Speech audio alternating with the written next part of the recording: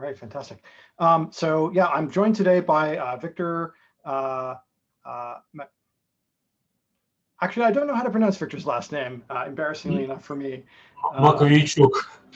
Makovichuk, who works with me at NVIDIA on Isaac Gym. And Victor, I'm on the East Coast, and so it's getting rather late for me. So Victor is going to be here to answer all the hard questions and to participate in the panel afterwards. So what we work on with Isaac Gym is a topic in AI known as reinforcement learning. This is a system where an AI-based agent learns things about its environment by observing that environment and having some kind of reward given to it for a given task, makes a decision about an action that it wants to take, which then affects the environment, which then in turn gives it a new reward. And so when you run that in a loop and your agent includes the ability to backpropagate through the various different observations and rewards and learn about what it did right and what it did wrong, what you end up with is this reinforcement learning system where you can get the agent to start learning to do interesting and complicated things. So typically, reinforcement learning today has been done on the CPU.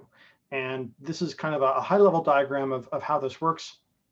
And it pretty much requires a simulation environment. You can do reinforcement learning in the real world, but it's very tedious because you will have to reset your physical environment every time. So much more often it's done in simulation, where up until we brought out Isaac Gym, the physics simulation would happen on the CPU. You would do all those reward and observation calculations on the CPU. You would then run some kind of policy network that could happen on a GPU or on a CPU. That would then produce some kind of action output, which would in turn go back to the environment simulation.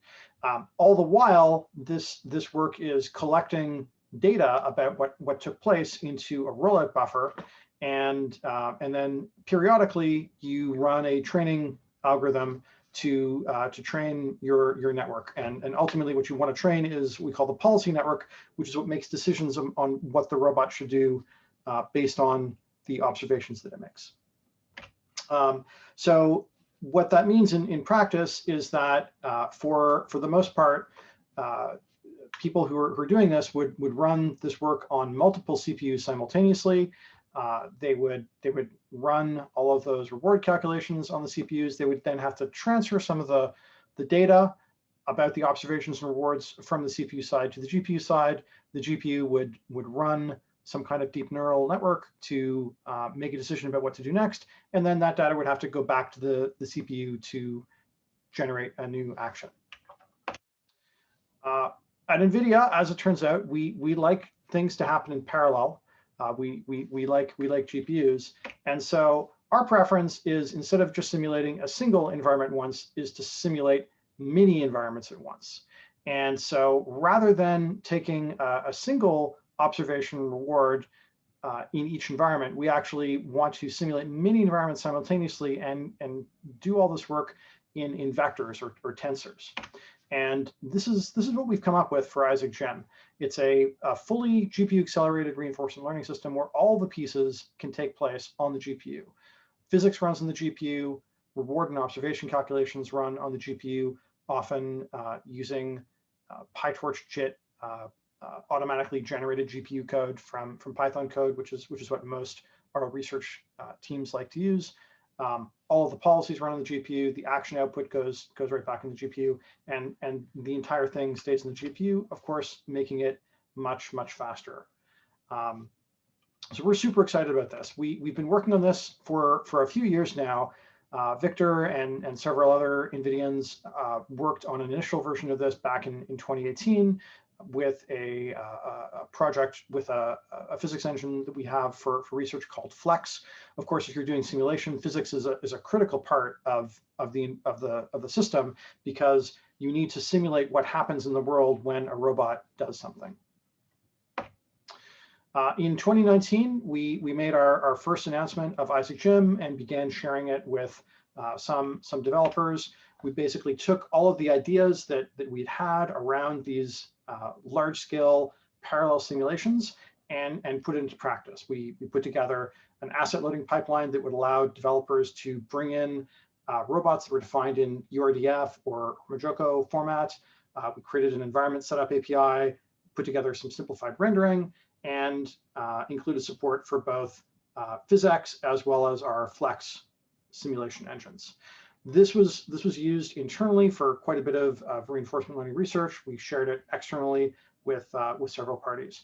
What you're seeing here is an algorithm called Deep Mimic, where these characters are actually executing motion by learning the motion, learning how to actuate the motors of the robot in order to imitate the motion capture, which is a little bit hard to understand if you think about motion capture. Typically, if you're coming at things from a film kind of background, you'd think, well, you just apply the motion capture. But this gets really interesting, and we'll show some other stuff about this in a little bit. In October last year, we did our first release of our Isaac Gym system, where we've gone ahead and we've made all of this work on the GPU. So the physics runs on the GPU. All the results are stored inside a PyTorch tensor. PyTorch is a deep learning library that's used by a large number of deep learning and reinforcement learning researchers.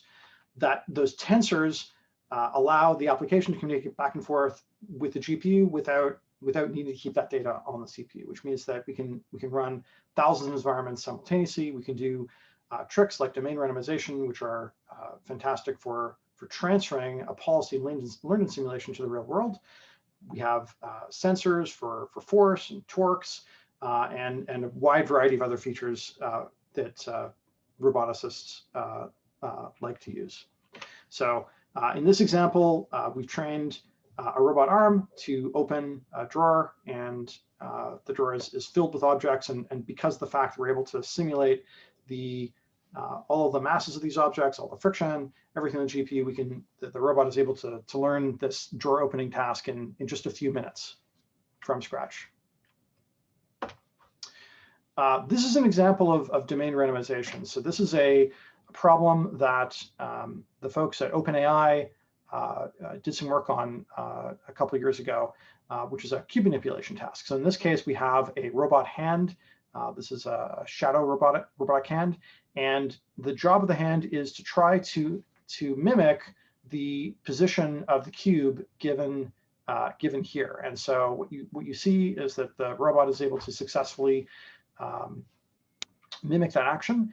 And the reason that each of the joints in the robot is a different color is that that represents the domain randomization we're doing, where we randomize some of the physics properties of the object, such as its mass, such as the forces that the hand is able to achieve, and various other factors, such as friction, in order to make the policy that the system learns to be as general as possible, which means that if you then take that policy and transfer it to a real robot, you have some chance for success. I don't have any examples of our taking this policy and transferring it to a robot, but the original research that we were following by OpenAI actually has this. You can look it up in a paper they have called Learning Dexterity. So what's really interesting about this is that by moving this to the GPU, we actually can bring this to the masses. So somebody who's interested in applying AI to robotics control problems no longer needs a 6,000 core supercomputing cluster. So OpenAI used such a cluster, and it took them about 40 hours to train their shadow hand to be able to achieve 20 consecutive successes at that cube manipulation task. We were able to train that on a single GA100 GPU in approximately 2 hours. So that's the equivalent of being about 125,000 times faster than a single core CPU. So not bad. What that means in practice is that graduate students and researchers who are interested in exploring these problems now have on their desktops the capabilities they need to do that. So I don't have examples here of that sim to real transfer. We do that as well. We've got quite a bit of work with quadruped robots that our internal teams have done, which is very cool. But another thing that I think that might be interesting for this crowd that I alluded to before was using this kind of idea for motion generation of other things. So I mentioned deep mimic. So this is another example of that deep mimic algorithm. In this case, the character has learned 3 or 4 different actions from motion capture examples. And again, it's able to switch between them, and it's imitating them physically. What that means is that we can actually interact with the character, throwing something at it, and it's able to dynamically put itself back into balance. So it's able to react to the action and right itself to continue its activities. So this is another replication of some work that was done in this area that we were able to train using our Isaac Gym system. And then this is some original research by our research team where we generalize this problem. So rather than taking a week or two for the, excuse me, not a week or two, a few days for the network to learn to imitate that motion, as was needed in some of our previous work on CPU. Instead, the network has actually learned how to take example motion and turn it into a physical equivalent directly. So these can be completely new motion capture clips that the character is now learning physically. Again, you can interact with these characters, push them around, and they still try and complete the action you want to give them. So this has lots of interesting long-term implications for simulation of characters in games and in visual effects and in simulation systems. One of the other areas that I work in is autonomous vehicle work, and of course, the idea of having physically accurate simulated humans for your autonomous vehicle simulation, so that you are able to train your autonomous vehicle how humans move and what to do when something happens by accident, like a person tripping, is something that could literally save lives. So this is what we do with Isaac Gym. It's available publicly. If anyone has an interest in it, you can Google for Isaac Gym and find it pretty easily. And if we have a few minutes, I'm open to answering a few questions now.